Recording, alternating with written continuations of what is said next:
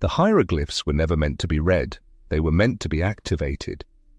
When the first Egyptologists stood before the temple walls at Dendera, translating symbol after symbol, they believed they were uncovering prayers and mythologies, stories of gods and pharaohs. But here's what they missed. The texts weren't describing deities, they were describing states of consciousness. And one sequence in particular, attributed to Thoth, outlined something so precise, so powerful in its mechanism, that it was deliberately encoded to hide in plain sight. You're watching this because some part of you already knows. You've felt it, that strange capacity to step outside your own thoughts and watch them, to observe your emotions without being consumed by them, to witness your life as if you're both the actor and the audience simultaneously. The Egyptians didn't call this enlightenment, they called it SA, the double. And what I'm about to show you is why they considered it both sacred and dangerous. Let me take you back to what actually happened in those temples. The priesthood of Thoth wasn't a religious order in the way we think of religion. They were consciousness engineers, and their initiation process had nothing to do with belief. It was neurological.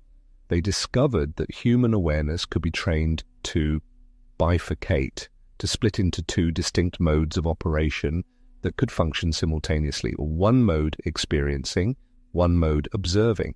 And when these two modes achieved a specific type of coherence, something remarkable happened. The person gained access to what they called the field of Ma'at, a state where they could perceive the pattern's underlying reality itself. Now, modern neuroscience has a different name for this. They call it the salience network, bridging the default mode network and the task positive network. When your brain achieves a particular oscillation pattern between these systems, you enter what researchers now term witness consciousness. You're aware of your awareness. You're thinking about your thinking. And here's the crucial part. You're doing it without collapsing into either pure experience or pure analysis. You're holding both simultaneously. The Egyptians encoded the activation protocol in their temple architecture, in their hieroglyphic sequences, in their ritual postures, but they never wrote it down plainly, because they understood something that modern spiritual teachers often miss. This capacity, when activated prematurely, can create profound dissociation. It can be used to bypass genuine healing. It can fragment the psyche rather than integrate it. The witness state is powerful, but power without foundation is destruction. So why reveal this now? Because the consciousness field itself is accelerating. You've noticed it. Time feels different. Synchronicities are increasing. More people are spontaneously entering witness states without any training at all. And without the instruction manual, without understanding what's happening, many are struggling with what feels like depersonalization or detachment from reality. They're activating the protocol accidentally, and they need to know what they're experiencing. Here's what the hieroglyphs actually say. I'm translating this from the Papyrus of Ani, but the same instruction appears in 7 different temple complexes. The initiate learns to divide the eye. One eye watches the world, one eye watches the watcher. When both eyes see as one, the seal of Thoth opens.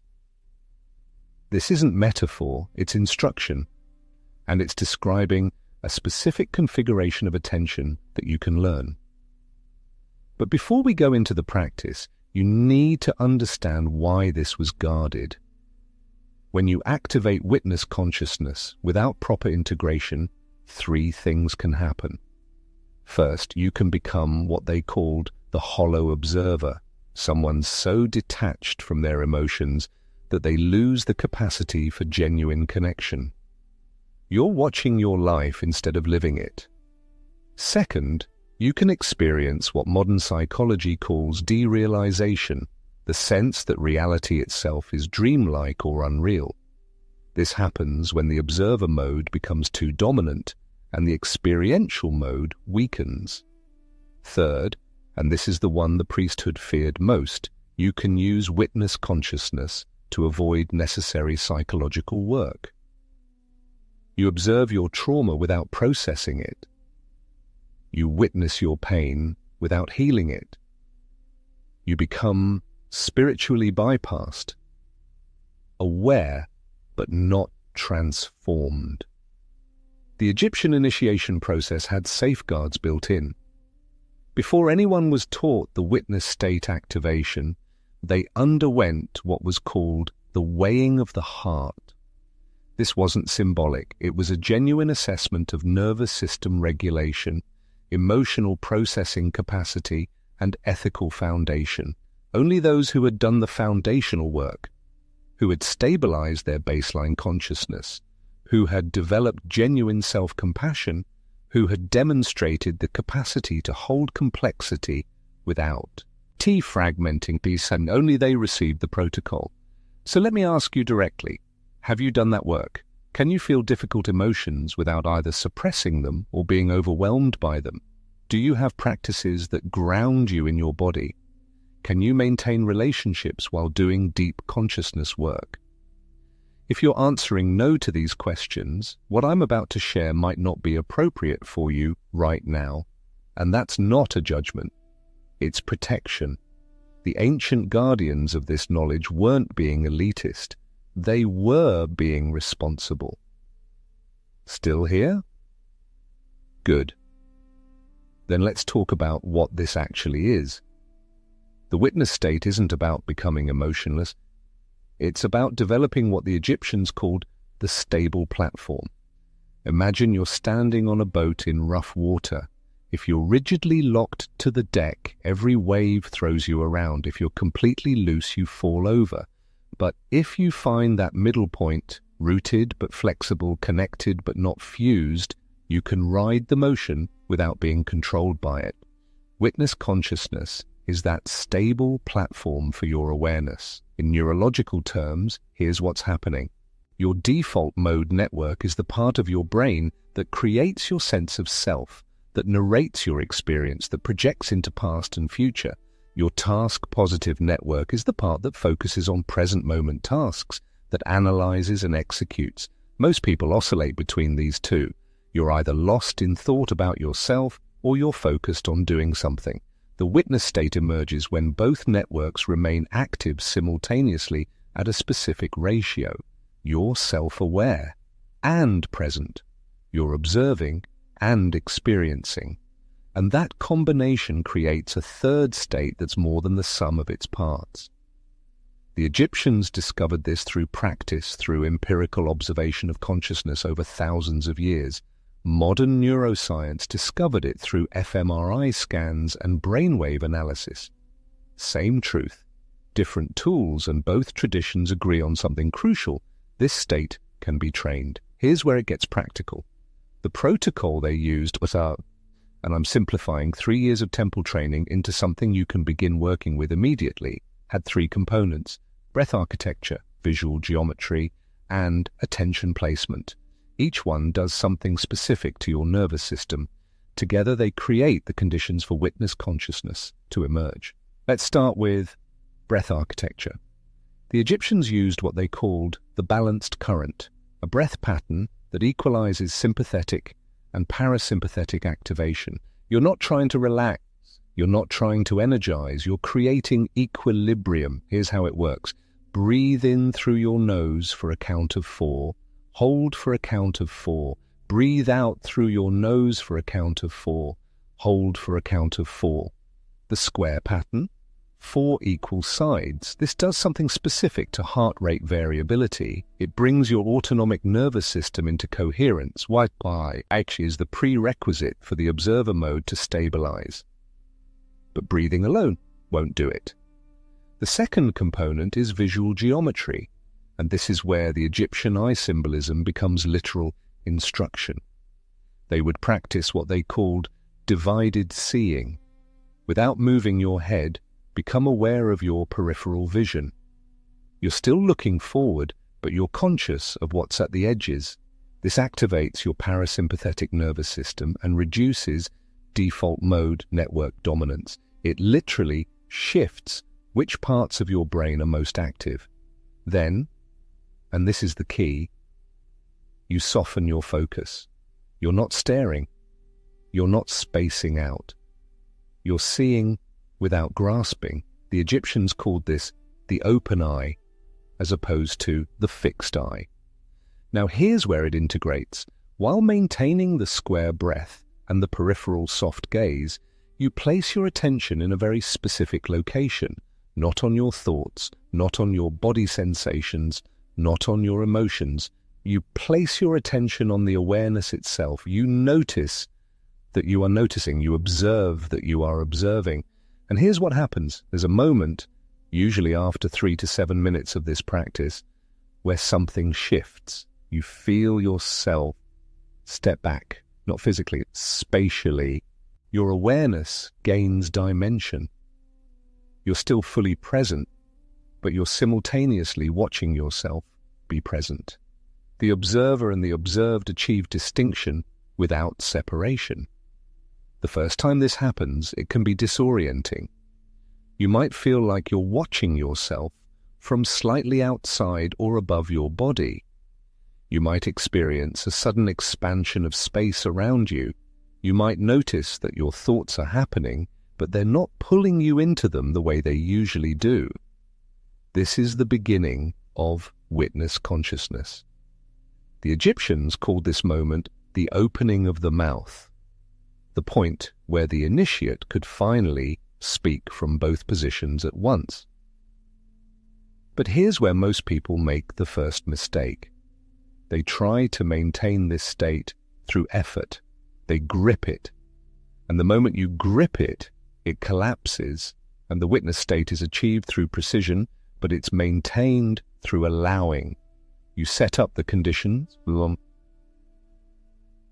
breath, the gaze, the attention placement, and then you let it unfold. You don't make it happen. You create the space for it to happen. The second mistake is even more common. People access the witness state and immediately assume they've transcended their humanity. They think observing their emotions means they're beyond their emotions. They think watching their thoughts means their thoughts don't matter. This is where spiritual bypassing enters, and this is exactly why the Egyptian priesthood required ethical foundation before teaching this. The witness state isn't an escape from your humanity. It's a tool for engaging your humanity more skillfully. When you can observe your anger without being consumed by it, you don't stop feeling angry. You feel the anger, you understand its message, and you choose how to respond rather than react. When you can witness your fear without identifying as a fearful person, you don't become fearless. You become responsive to genuine danger without being controlled by imagined threats. The witness state gives you choice, not transcendence, choice. Here's what the protocol looks like in practice. You set aside 15 minutes. You find a position where your spine is upright but not rigid. Sitting is traditional, but standing works if your body needs that. You begin the square breath. 4 counts in, 4 counts, hold, 4 counts out, 4 counts, hold. You continue this for 3 minutes minimum. Your only job in these 3 minutes is breath precision. Nothing else matters. At the 3-minute mark, while maintaining the breath, you activate peripheral vision. Soft gaze, open awareness. You're not looking at anything in particular, but you're seeing everything in general. Another 2 minutes here, and here's what you're watching for. A subtle shift in how you experience time. The witness state has a particular temporal quality. The present moment becomes thicker, more dimensional, less like a knife edge you're constantly falling off of, more like a platform you're standing on.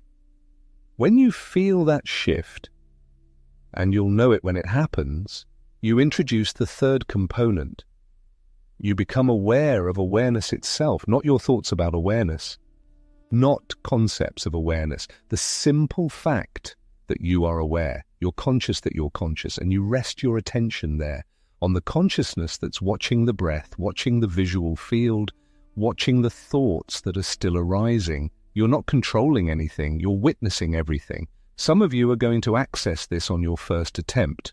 Most of you will need consistent practice over 2 to 4 weeks before the witness state stabilizes enough to recognize, and some of you will find that your nervous system isn't ready yet. If you practice this and you feel more dissociated, more detached, more unreal, stop.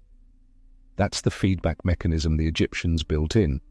If the practice creates fragmentation, your system needs more foundational work first.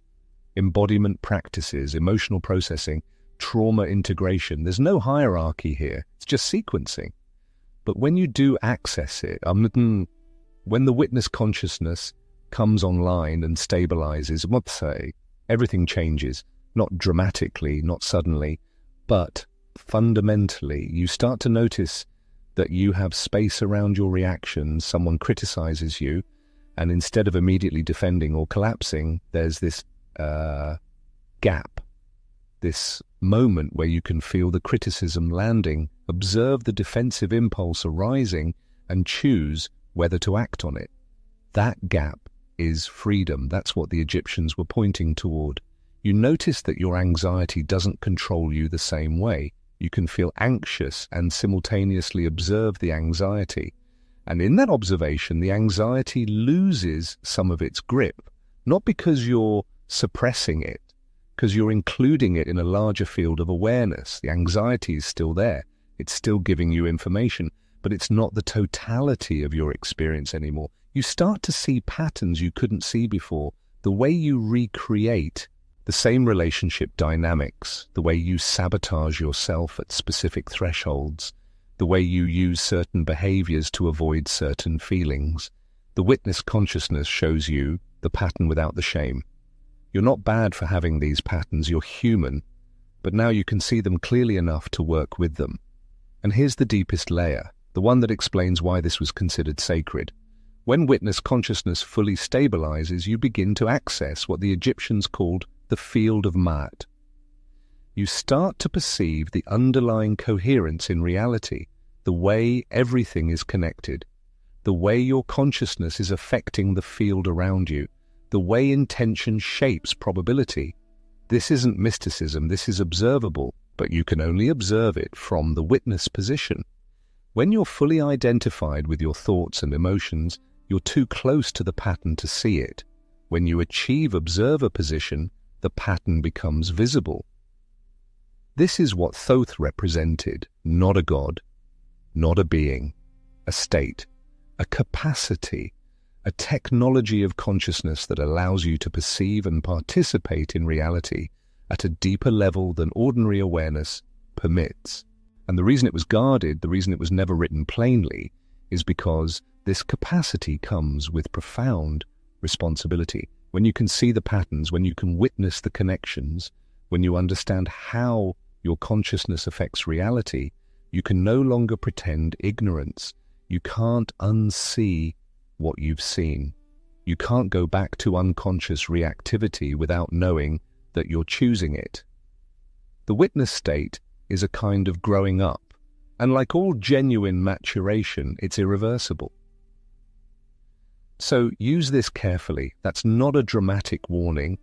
It's practical guidance. Like, start with short sessions, 5 to 10 minutes. Build your capacity gradually. Notice what happens in your life as the witness state begins to stabilize. Notice how your relationships shift. Notice what you become aware of that you couldn't see before, and move at the pace your nervous system can integrate. The ancient Egyptians spent years in training before they were considered stable in this state. You have the benefit of modern understanding, of neuroscience that confirms the mechanisms, of practices that have been refined over millennia, but you still need to do the work. There's no shortcut to integration. There's no way to bypass the process.